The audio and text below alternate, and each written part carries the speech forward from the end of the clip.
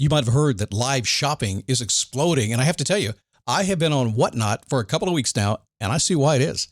Now, Whatnot is my sponsor, and they are the reason I got on the platform and checked it out. I'm glad they did. They made it easy for me. I'm going to make it easy for you. I love it.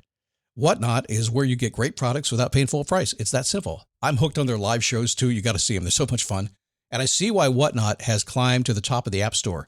And listen, if you're selling online, or maybe you have a storefront and you're hoping people will find your listing or maybe walk in your store, Whatnot flips that, because on Whatnot, you go live and you sell directly to people in real time. And I may admit, although you didn't hear from me, I may have picked up a couple of power tools or so in the past couple of days. I'm just saying. Whatnot, it's the largest dedicated live shopping platform with beauty, collectibles, electronics, luxury, fashion, even cookies, and anyone can sell. In fact, people who sell on Whatnot sell 10 times as much as any other major marketplace. That's because you're not just listing products, you're building real connections with buyers. So whether you're shopping or you're selling, download the Whatnot app today and get free shipping on your first order. Just search WHATNOT, Whatnot, in the App Store and start scoring amazing deals. So I was whining to my wife the other day, said, I need new glasses. And she said, well, get some.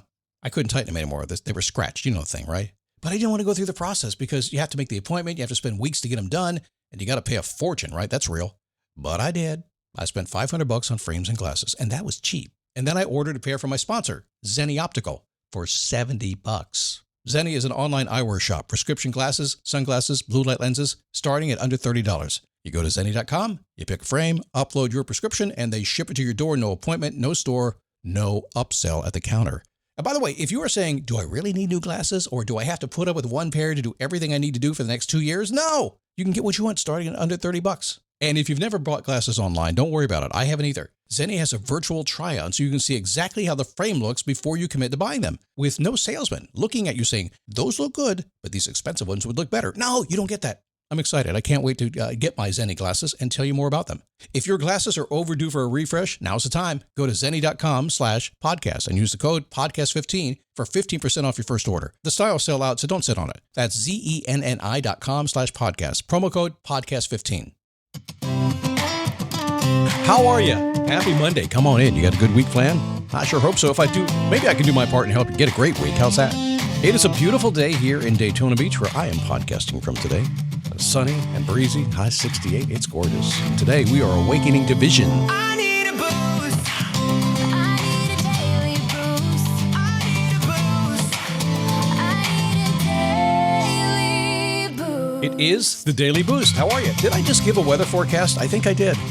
It reminds me of radio days, oh so long ago, when we just had to read the weather every 9 minutes. Weather on the 9, stuff like that, right? Hey, good to have you. My name is Scott Smith. Thanks for stopping by. Oh, yes, my podcast is late today. It came out on a Monday, probably around 8 o'clock by the time I get it all done. Usually it's available at 12:01, and I usually will have emails saying, where's the podcast? And some emails to say, are you still alive? Is everything okay? Well, what happened was, last Wednesday or Thursday, I was feeling very philosophical. I have termed it over the weekend. I kind of put a label on it. I was on an edge of realignment. I just was thinking a lot. I was digging in. I was rebalancing some things, how I do things, how I work, who I work with, stuff like that. It's kind of rebalancing, and I do that pretty much continuously, but it was a particularly big week last week. And I just didn't want to lay out a podcast that didn't have some thinking for you. That's all. So I said, well, I'll get to it. Maybe I'll get to it on Friday. Maybe I'll do it on Saturday. I'll come in on Sunday and do it. I just didn't get it done. Got up Monday morning. I felt ready. So I'll drop that on you today, awakening to vision here in just a second. It's kind of an odd week for me as well. For the first time in 18 years, my wife is out of town for 8 days. I have the pets. I have the house. I got everything. Now, she really took care of me. I mean, she shopped for me and just everything, because basically, I'm a kept man. I mean, if she ever leaves me, I'm going to be lost. I'm totally untrained in every possible way. Now I have to survive the week. I'm guessing that will play out on the podcast, so hang on for the ride. We'll see how I do. Let's get into the vision thing today. For years, you have heard me say a term called keeper of the vision. If you haven't heard that, I've said it for years.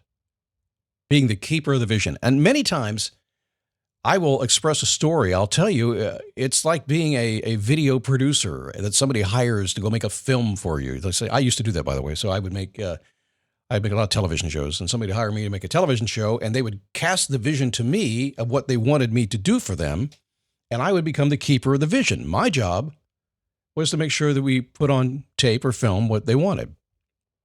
But a lot of times people forget that in life you should and probably do somewhere buried deep down inside and maybe on the surface if you're really paying attention to it, you have a vision for yourself. You have a vision for many parts of your life and the roles in your life, but you have an overall vision as well. A lot of people have a vision where they come to me and they're like, man, I feel like I'm here for something more. There must be more. I want more impact in the world. They can't quite put words to it, but that's their vision. They're trying to find that. I sadly will tell you this. I think 80 or 90% of the world, the old 80-20 rule, I guess, at least 80% of people on this planet have no vision, haven't thought about the vision, are never going to think about the vision. And if they do think about it, it's like, well, you can't have it. That's not real. We can't do that. Thankfully, the other 20% do, because that kind of drives everything. That's how it is. So do you have a vision? Do you have something you've been kind of kicking around that you want to do? Or maybe is it something that's just arriving a little bit, which is why I want to talk about awakening to vision, because I believe that has to happen first. Sometimes the vision it's installed into you, and sometimes you just kind of come up with it in a dream. Who knows where it comes from, but it does happen. But here's kind of what it feels like. Something begins to stir inside of you. Have you felt that before? Something is stirring. It could be anger. It could be jealousy. It could be happiness. It could be excitement. It could be peace. It could be any number of things, but it's different than you felt yesterday. And often you will feel it again and again and again. Sometimes you'll feel it early in the morning when you wake up, you're not stressed, you've had a good night's sleep, and something inside of you is just stirring. Sometimes you give yourself a chance to think about it, and you might get excited about it, or you might get extremely peaceful. It's just stirring around inside of you. What it's doing, it's waking up inside you. It's not normally this big thunderous thing like a Florida thunder shower that we get so often here. It's not like that. Some people think it's going to be like that. I'll know when I feel it, when I hear it. No, it's so much simpler than that. And you can feel it, but you can't name it. And I know that because I've lived that myself, and I've coached thousands of people and tens of thousands of hours now over the past 25 years. And I can tell you that part of my job is to put a label, to put a name on whatever people are feeling. It's a temporary label. It doesn't really last very long, but what it is, it's the first thing people can normally grasp and go, yeah, that's kind of it, man. That describes it really well. And they'll run with that for a little bit until they finally begin to know what to call it themselves. And I think you do have a name. I think you do find something. So we'll start there today with this stirring, okay? So what happens when things stir up? You will not be surprised when I say this. You probably go shopping. Now, some people actually do go shopping. I got to get some shopping therapy. I get wind therapy. I jump on the motorcycle sometime when things start to stir inside of me. But there's another thing that we do. We listen to a podcast. We grab a book. We set a new goal. We get a new plan. Get a new program. We suddenly feel like we had to put something new in.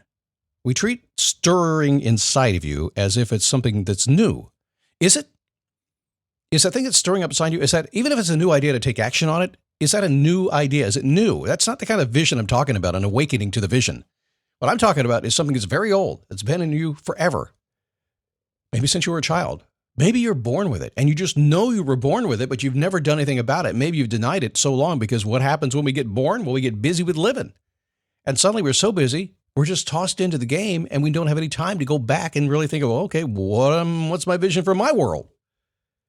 It's not new. It's been there all the time. Heat up your 4th of July at the Home Depot with our wide variety of grills under $300 and make every gathering one to remember. Give your outdoor space a glow up, whatever your budget is, with savings on seasonal plants starting at $5. With the grill fired up and your backyard set to perfection, you'll be able to invite friends and family over to kick off the party. Start celebrating with low prices guaranteed at the Home Depot. Prices may vary by store. Exclusions apply. See homedepot.com/price match for details. And it isn't out there waiting for you to go find it. People do that all the time. They go looking for it. It's like people want to know their passion and their purpose in life, and they want to go shopping down to Walmart and see if they can find it. Excuse me, do you have any passion, purpose, meaning, and legacy on the shelves here? That probably wouldn't be the Walmart store, just saying. But you don't go shopping for it. There's no place for you to go find it. It's not out there waiting for you someplace. It's already in you. And like I said, it has been for years. It's not so much an arrival. Another word, it's recognition maybe. How many times have you done that in your life when something, you just recognize something? And that happens a lot. You do it every single day. And oftentimes, sometimes you're at the job and you just recognize, this ain't working out. Got to get rid of that person. Or you're building a business and you have a marketing plan and, this is not working. I guess I should do something else. You don't want to because it's a lot of work and maybe you have to change everything to get there, but you just recognize it. Same thing with your vision. When you start to wake up, you look at your life and you're like, something's got to change. So every idea you've ever had, every one has been an experience you've had. Every lesson you've ever learned, every single one has been an experience. Every stumble you've ever had, and I've had lots of stumbles, way more stumbles than wins. I've had a lot of wins too. Every win you've ever had. Those are pieces. Those are pieces of your life, your whole life, everything. But most people can't see them all at one time. If you journal at all, a lot of people write stuff down, and it's neat to write stuff down, but I can't tell you how many people never go back and read their journals. Some people write for 30 years, and they never go back and read their journals. It's cathartic when you do it. A lot of people like to do that, but the truth is, if you go back and read it and see what's really been going on, you'll notice all these things have been here forever. You might even notice yourself complaining about the fact that you haven't done anything about them.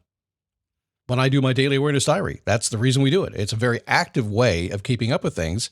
And it's frankly, it's a way to catch yourself and say, well, listen, if I've been thinking of this for 4 days in a row, I probably ought to get awake to it and go do something about it. Most of what's going on in your life that you start to recognize and kind of awake to has been there a long time, but you just couldn't see it all at once. When the pieces start to kind of, what's the word? Gather, I think it feels chaotic. It always does. Why? Well, think about it. You have so much going on in your life. I can't do this. I can't do that. I'm too busy to think about this. It's chaotic. And it always feels like chaos before it starts to feel like clarity. If this thing sticks with you long enough, if you're really truly awake to it, and you don't push too hard to solve it fast, don't do that. It keeps coming back, and the chaos starts to settle, and one day you are just left with a very simple thing. You just, okay, I guess I got to go do it. That's the moment you quit jobs. That's the moment you get married. That's the moment all kinds of things change. When you just get to that point, you say, you know what? It is time. My guess is right now, somebody right now listening today is right at that place. Right there. A lot of people are. Maybe you are. And maybe you're arriving, and maybe it's been stirring a little. Maybe it's been stirring for a long time, and you just can't get yourself over the edge. Part of you kind of pushes, right? Push hard. Got to figure it out. Part of you just kind of watches. I'm that kind of person. I'm that kind of person. I'm an observer from the inside and the out. I can go to a party and be sociable and have a great time, but I'm actually an observer watching the party. I push to make my dreams come true. At the same time, I watch and see what's happening. You need both. Most people pick one and they stay there. Push, never get happy. Other people just watch and nothing ever happens. You need both. The trick is knowing, which one to use in the moment, to lean into it. What's the moment asking for? And I've learned a lot of things the hard way, for sure. And I'm guessing I'm not done doing that. I'm just realistic about it. When you're on the edge of something, the move you want to take, what you want to be doing when you have the motivation to move, isn't to produce harder. I know you think it is. Grind. That's not the case. It's to stop. It's to give it some space. It's arriving. You have to let it finish arriving. I know it's frustrating, but it goes faster than you think once you open up to it. It's the hardest thing. I don't know how to do it. I don't know. It's hard just to relax and let it come to you. Your body knows this, by the way, way before your mind and your mouth does. Your body can feel it. It's just it's like a radio broadcast. Go beep, beep, beep, beep, beep, beep. 1941 radio broadcast, maybe. The words come later. Just trust that order. So if you're beginning to feel like you're kind of awakening to something, like there's a vision out there, maybe you just need to pause a little bit and just kind of let it seep on in. You have plenty of time to do the plan. You have plenty of time to get the work done. And don't be listening to me in a lot of ways or anybody else. Don't listen to us for all the frameworks and blueprints and all that kind of stuff. No. You got this. You do. Just kind of sit with it a little bit, okay? Even if you haven't named it, don't worry about it. That's coming. Don't rush. Take your time. See what it tells you to do. And maybe you know today. Maybe instantly you got it right now today. If not, maybe it's tomorrow. Stay in the game.